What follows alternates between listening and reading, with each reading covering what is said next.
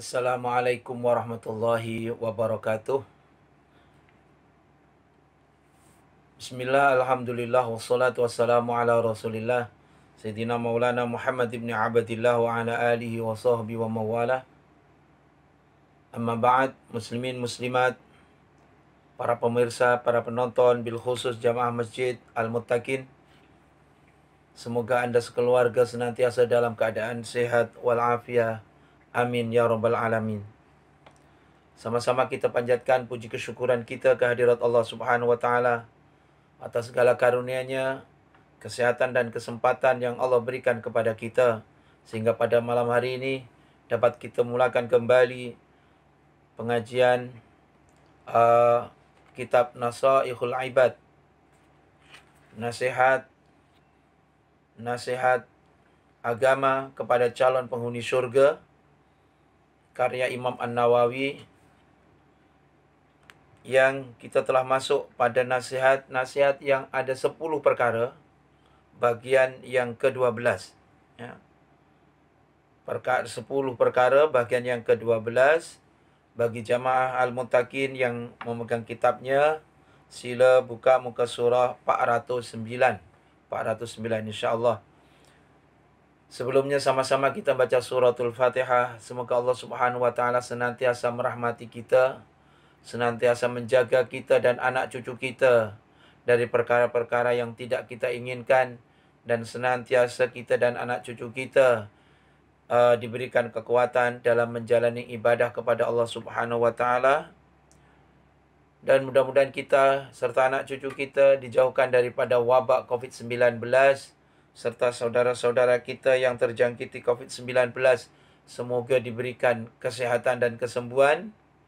Serta bagi saudara-saudara kita yang menjadi pasukan di hadapan untuk menjaga pesakit-pesakit COVID-19, mudah-mudahan diberikan ketabahan dan juga diberikan kekuatan dalam menjalani amal ibadah yang baik ini insyaAllah.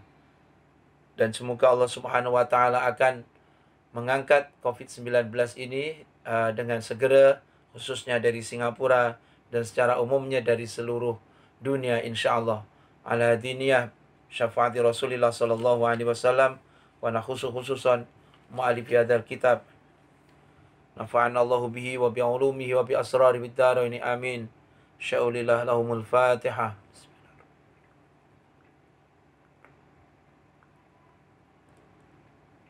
Bismillahirrahmanirrahim. Alhamdulillahirabbil alamin, wassalatu wassalamu ala asyrafil mursalin Sayyidina Muhammadin wa ala alihi washabihi ajma'in. Ya Rahman ya Rahim ya Latif ya Karim ya Allah ya Azim ya Fattah ya Alim. Iftah qulubana wa qulub ahlina wa dhurriyyatina bi futuhil arifin wa faqihna fid din wa 'allimna at-ta'wil wahdina ila sawa'is sabil. Allahumma arzuqna ya Rabbi fahman nabiyyin wa hifdzal mursalin wa ilhamal malaikatil muqarrabin fi afiyatin ya arhamar rahimin. Wa sallallahu ala sayyidina Muhammadin wa ala alihi wa sahbihi wasallam. Walhamdulillahi rabbil alamin. Muslimin muslimat, para pemirsa, para penonton yang dirahmati Allah Subhanahu wa taala. Baik, kita lanjutkan bacaan kitab Nasaihul Ibad insyaallah, makalah yang ke-12 tentang 10 nasihat Luqmanul Hakim kepada anaknya. Luqmanul Hakim berpesan kepada anaknya yang bernama Taran, ya, seperti berikut. Ya bunayya innal hikmah an ta'mala 10 khisalin tuhyil qalbal mayyita wa tujalisal masakina wa tattaki majalisal muluk wa tusharrifal wadi' wa tuharrizal abid wa tu'wil gharib wa tu'inal fakir wa tuzida li ahli syarafi syarafan wa li sayyidi sududan. Yang bermaksud, wahai anakku, sesungguhnya letak al-hikmah atau kebijaksanaan itu berada dalam 10 perkara. Kalau dalam ayat Al-Quran, Allah ingatkan kita Ud'u ila sabili rabbika bil hikmah. Ajak ke jalan Tuhanmu dengan cara bijaksana, ya, dengan cara secara hikmah. Wal mau'izatil hasanah, dan nasihat yang baik. Jadi begitulah yang menjadi nasihatnya Luqmanul Hakim kepada anaknya. Sesungguhnya letak al-hikmah atau kebijaksanaan itu berada dalam 10 perkara. Pertama, hendaklah engkau menghidupkan semula hati yang mati. Ya, menghidupkan semula hati yang mati. Hati yang mati karena banyaknya kemaksiatan yang kita lakukan. Balrona ala qulubihim ma kanu yaksibun. Yang mengotori hati kita adalah kemaksiatan yang kita lakukan, yang tidak kita bersihkan, yang kita mintakan keampunan kepada Allah Subhanahu wa taala. Sebab apabila seseorang hamba melakukan kemaksiatan, maka akan dititik hitamlah satu titik di dalam hatinya. Kalau mereka kemudian bertaubat dari dosa itu, maka dihapuslah, diangkatlah titik hitam itu. Namun kalaulah dia tidak bertaubat, bahkan melakukan kemaksiatan lagi, maka dititik hitam lagi. Sehingga apabila seseorang itu melakukan maksiat dan tidak bertaubat, bahkan semakin melakukan maksiat, maka akan menjadi semakin tebal titik hitam itu, bahkan akan menjadikan hati semuanya menjadi hitam, menjadi gelap. Maka hatinya akan menjadi mati, ya. Hati akan menjadi mati disebabkan karena kemaksiatan tadi. Maka kata Luqmanul Hakim, hendaklah engkau menghidupkan semula hati yang mati. Macam mana menghidupkan hati yang mati? Kata Sayyidina Abu Bakar As-Siddiq radhiyallahu an, innallaha yuhyil qalbal mayyit binuril hikmah. Sesungguhnya Allah Subhanahu wa taala menghidupkan hati yang mati dengan cahaya hikmah, dengan cahaya ilmu, salah satunya. Kama anna Allah yuhyil ardul maitah bima'il matar. Sebagaimana Allah menghidupkan bumi yang mati, bumi yang gersang dengan air hujan. Maka pentingnya kita mencari ilmu supaya hati kita menjadi hidup kembali. Apabila kita ada ilmu, kita tahu mana kesalahan kita, mana kekurangan kita, maka akhirnya kita akan bertaubat, minta keampunan kepada Allah Subhanahu wa taala. Maka insya-Allah dengan kita senantiasa minta keampunan kepada Allah, maka hati kita akan menjadi hidup kembali. Hati yang hidup berarti hati yang mudah diajak menangis, hati yang mudah diajak sabar, hati yang mudah diajak ridha dan syukur terhadap pemberian Allah Subhanahu wa taala. Perkara yang kedua adalah, kata Luqman kepada anaknya, bercampur dan bergaullah dengan orang-orang miskin. Ya. Bercampur, bergaul dengan orang miskin. Ini. Kenapa mesti bergaul, bercampur dengan orang miskin? Supaya kita dapat merasakan penderitaan mereka. Ini yang pertama. Yang nomor dua, supaya kita dapat melihat bahwa ada orang lain yang lebih miskin daripada kita, sehingga kita akan senantiasa mensyukuri nikmat yang Allah berikan kepada kita. Nah ini, maka bergaul dengan orang miskin akan dapat melembutkan hati kita. Kemudian menjauhi bergaul dengan para raja. Yang nomor tiga, kata Luqman kepada anaknya, jauhilah bergaul dengan para raja. Menjauhi bergaul dengan para raja, sebab kalau seseorang selalunya, adatnya, apabila bergaul dengan raja, akan timbul sifat kesombongan, akan timbul sifat bongkak. Nah, maka untuk menyelamatkan untuk menyelamatkan diri daripada perkara-perkara yang tak baik tersebut, maka kita menjauhkan diri daripada bergaul dengan para raja yang dimaksud, tapi raja yang zalim. Biasanya raja yang zalim, pemimpin yang zalim. Kalau pemimpin yang baik, pemimpin yang adil, maka kita boleh bergaul dengan mereka. Kemudian kita kata Luqmanul Hakim mengangkat darjat golongan bawah, ya. Mengangkat darjat golongan bawah. Wa tusyarrifal wadi', yakni mengangkat darjatnya orang yang tawadhu. Yang tawadhu, sebab orang yang tawadhu akan diangkat oleh Allah Subhanahu wa taala. Ya. Allah akan mengangkat darjatnya orang yang tawadhu. Ini, man tawadhu'a rafa'ahullah wa man takabbara wada'ahullah. Siapa yang tawadhu, maka Allah akan mengangkat darjatnya, dan siapa yang takabur, Allah akan menurunkan darjatnya. Kemudian seterusnya adalah memberikan kemerdekaan kepada hamba sahaya. Ya. Memberikan kemerdekaan. Ini salah satu di antara amal soleh, amal yang begitu besar pahalanya adalah memberikan kemerdekaan kepada hamba sahaya. Maka inilah di antara salah satu matlamat zakat adalah salah satu asnaf dalam zakat adalah membantu untuk memerdekakan hamba sahaya. Namun bagi kita yang di Singapura, ya, kita memerdekakan hamba daripada kejahilan. Memerdekakan hamba, memerdekakan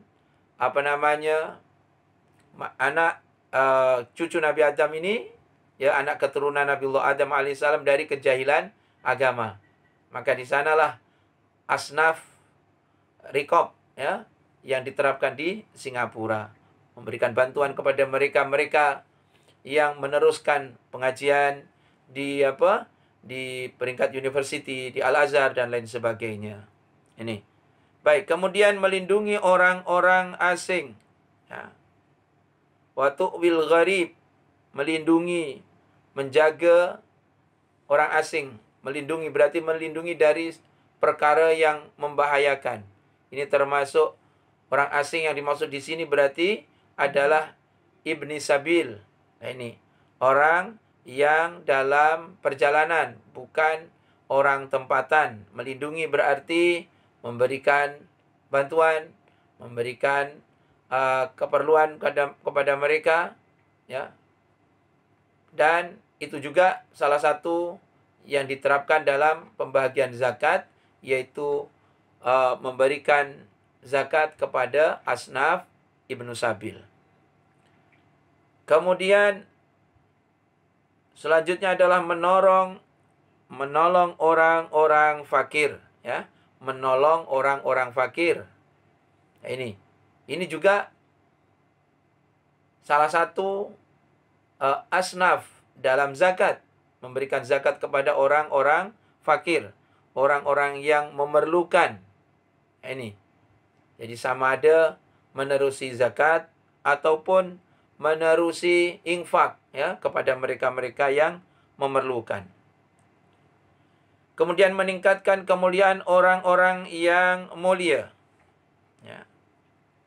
Meningkatkan kemuliaan orang-orang yang mulia, dan yakni meningkatkan orang yang mulia. InsyaAllah nanti di bawah ada penjelasannya.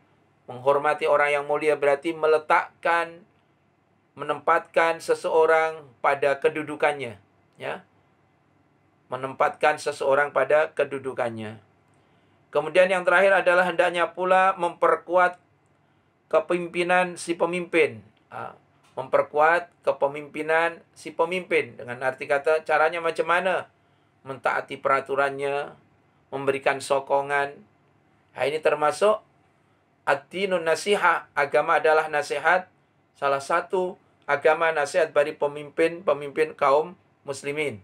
Jadi memberikan sokongan, menasihati apabila diperlukan. Nah ini. Baik. Lebih lanjut Luqmanul Hakim menjelaskan wa ya afdalu minal mal wa hirzun minal khaufi wa iddatun fil harbi wa bida'atun hina yarbih wa hiya syafi'atun hina ya'tarihil haulu wa hiya dalilatun hina yantahi bihi illa nausi wa huwa sitratun hina la yasturuhu saubun. Yang mana 10 perkara di atas tadi, tuan-tuan, puan-puan yang dirahmati Allah, ia lebih berharga daripada harta. Ya. Ini 10 perkara yang telah disebutkan di atas tadi, itu lebih berharga daripada harta. Ia merupakan benteng dari ketakutan. Ya. Ini ya. Benteng dari ketakutan.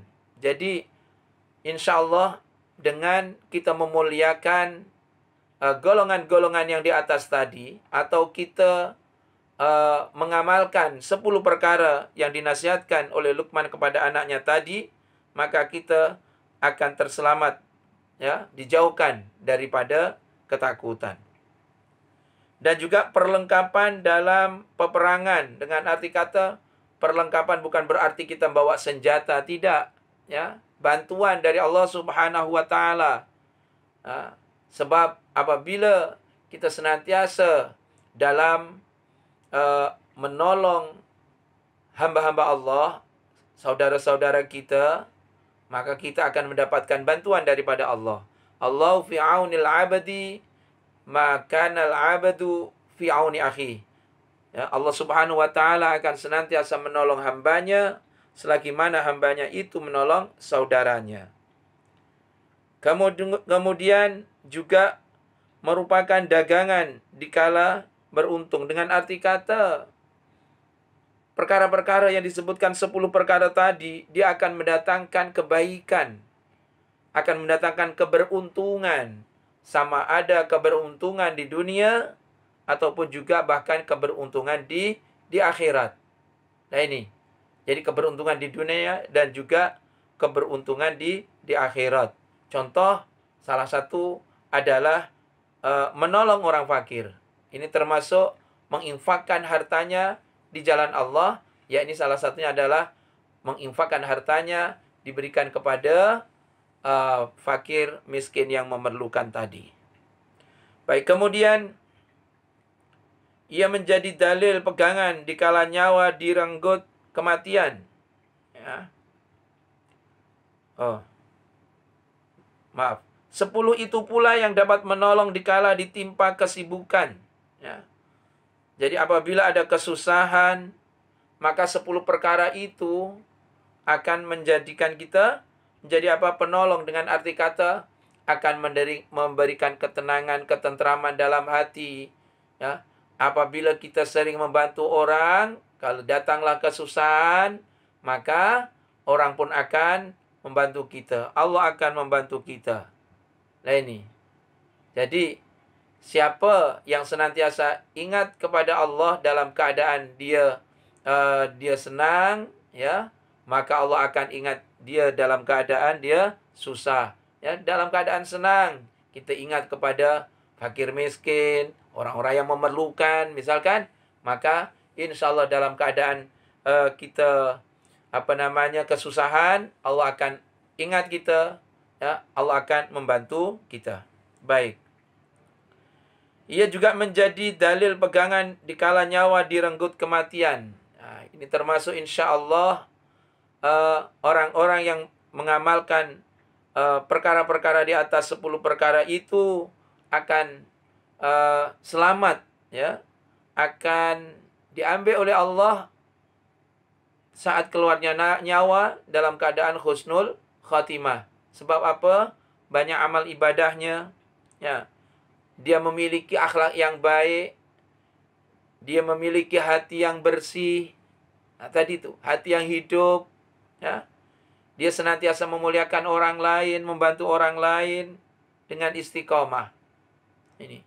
Maka insya Allah amalan-amalan yang dilakukan seperti itu akan dapat mendatangkan, ya, mendatangkan rahmat Allah Subhanahu wa taala saat kita akan dicabut nyawa kita.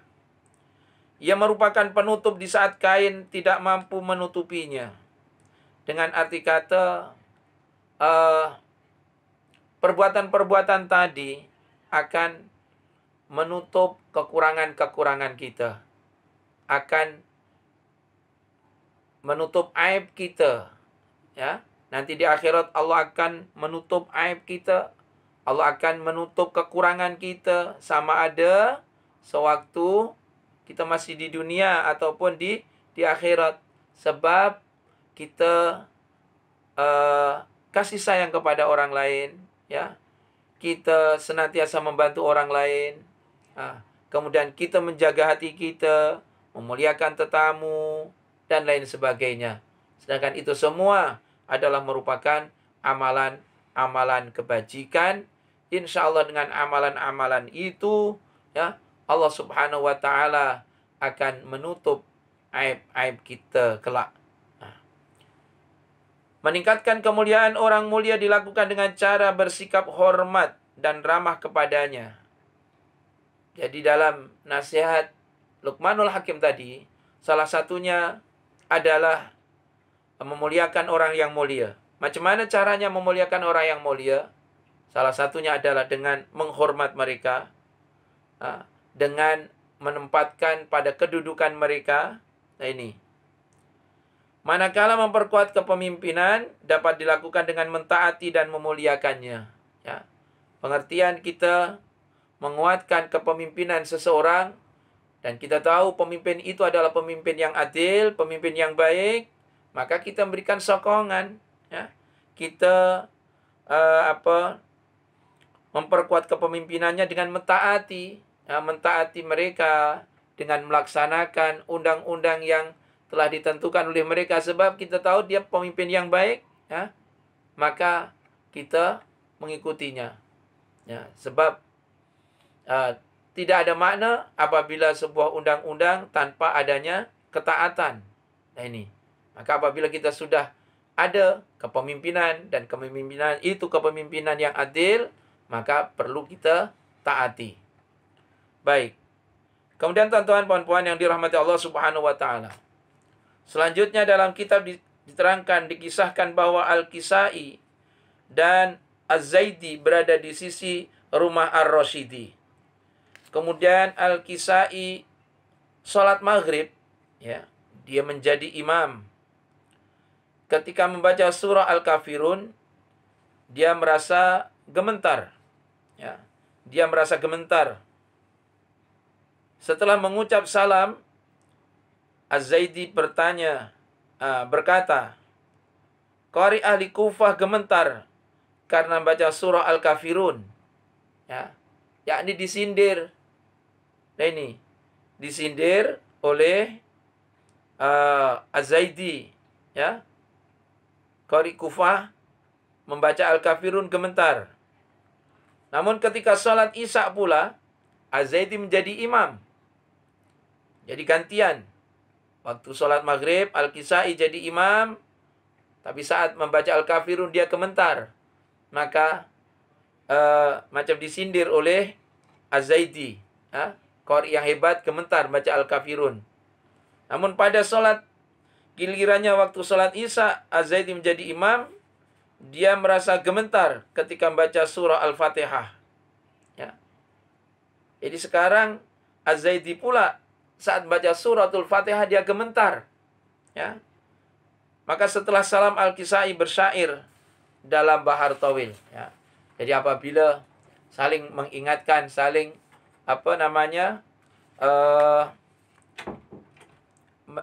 mengingatkanlah, ya.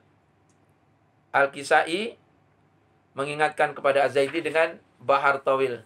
Ihfad lisa naka antakula fatubtala. Innal bala'a muwakkalun bil mantiki.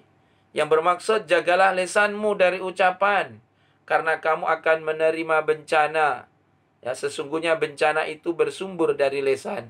Dengan arti kata, di awalnya, kan, Az-Zaidi menyindir Al-Kisai, membaca Al-Kafirun saja gemetar. Maka perkara yang sama terjadi kepada Az-Zaidi. Saat Az-Zaidi membaca suratul Fatihah, dia pun gemetar. Diuji oleh Allah Subhanahu wa taala. Ya. Maka Az-Zaidi membacakan syair tadi yang bermaksud jagalah lisanmu dari ucapan, mungkin dari menyindir, karena kamu akan menerima bencana. Sesungguhnya bencana itu bersumber dari lisan. Baik, maka itulah tuan-tuan puan-puan, jangan suka meremehkan orang atau mengejek orang menerusi lisan kita. Mungkin suatu hari nanti kita pun akan diuji oleh Allah dengan perkara yang sama. Maka itu Rasul sallallahu alaihi wasallam berpesan kepada kita, "Man kana yu'minu billahi wal yaumil akhir falyakul khairan aw liyasmut." Barang siapa yang beriman kepada Allah dan hari akhir, maka bercakaplah yang baik. Kalau tak boleh, maka diam saja. Sebab kalau cakap yang tak baik mungkin dapat menggores hati orang lain, maka dikhawatirkan pada lain masa kita pun mendapat ujian perkara yang sama. Yang dimaksud dengan hari di mana kain tidak mempunyai menutupi adalah hari kiamat. Jadi tadi 10 perkara yang dikatakan oleh Luqmanul Hakim kepada anaknya tadi, salah satu di antara keutamaan 10 perkara adalah perkara-perkara itu akan menutupi kepada seseorang tadi saat kain tidak dapat menutupinya. Apa yang dimaksud? Yang dimaksud dengan hari di mana kain tidak mampu menutupi adalah hari kiamat. Rasulullah sallallahu alaihi wasallam bersabda, "Tusyarun nasu yaumal qiyamah khuffatan, urratan, atasan." Ya.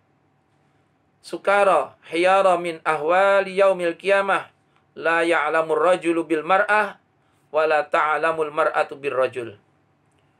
Yang bermaksud manusia diarak ya pada hari kiamat dalam keadaan tidak beralas kaki. Jadi kita nanti bangun di mahsyar setelah kita dibangkitkan dari kubur kita, kita akan diarak ya, akan digiring, akan dibawa ke mahsyar dalam keadaan tidak beralas kaki. Dalam masa yang sama juga dalam keadaan telanjang, ya, dalam keadaan telanjang dan dalam keadaan kehausan. Kemudian mabuk dan bingung, ya. Kenapa? Karena kedahsyatan hari kiamat. Ini karena dahsyatnya hari kiamat. Sehingga seorang laki-laki tidak kenal lagi terhadap istrinya, dan sebaliknya seorang wanita tidak dapat mengenali lagi suaminya. Begitulah muslimin muslimat yang dirahmati Allah Subhanahu wa taala, di antara makalah ya yang ke-12 tadi, yaitu 10 nasihat Luqman kepada anaknya. Mudah-mudahan Allah Subhanahu wa taala memberikan taufiknya kepada kita sehingga 10 perkara yang dinasihatkan oleh Luqmanul Hakim kepada anaknya kita pun dapat mengamalkannya, ya, dapat mengamalkannya. Mudah-mudahan dengan dapat mengamalkannya nasihat-nasihat daripada Luqmanul Hakim tadi, kita pun akan mendapatkan kebaikan, mendapatkan rahmat daripada Allah Subhanahu wa taala. Begitulah apa yang boleh kami kongsikan kepada tuan-tuan, puan-puan yang dirahmati Allah Subhanahu wa taala.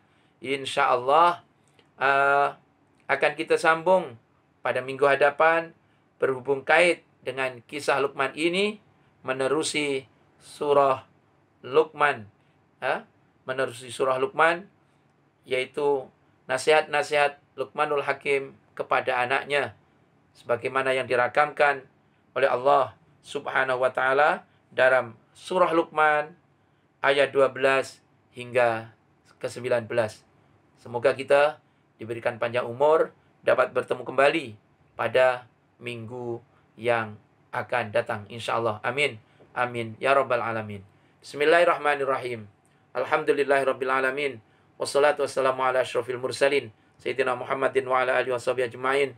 Allahumma anfa'na ya nafi' bima 'allamtana. Allahumma anfa'na ya nafi' bima 'allamtana. Allahumma anfa'na ya nafi' bima 'allamtana wa 'allimna ma yanfa'una wa zidna fahma. Allahumma arinal haqqa haqqa warzuqna tiba'ah wa arinal batila batila warzuqna ijtinabah. Allahumma inna ala dzikrika wa syukrika wa husni ibadatik. Allahumma inna nas'aluka salamatan fid din wa afiatan fil jasad wa ziyadatan fil ilm wa barakatan fil rizq wa taubatan qabla al maut wa rahmatan 'indal maut wa maghfiratan ba'dal maut. Allahumma hawwin 'alaina fi sakaratil maut wan najata minan nar wal 'afwa 'indal hisab.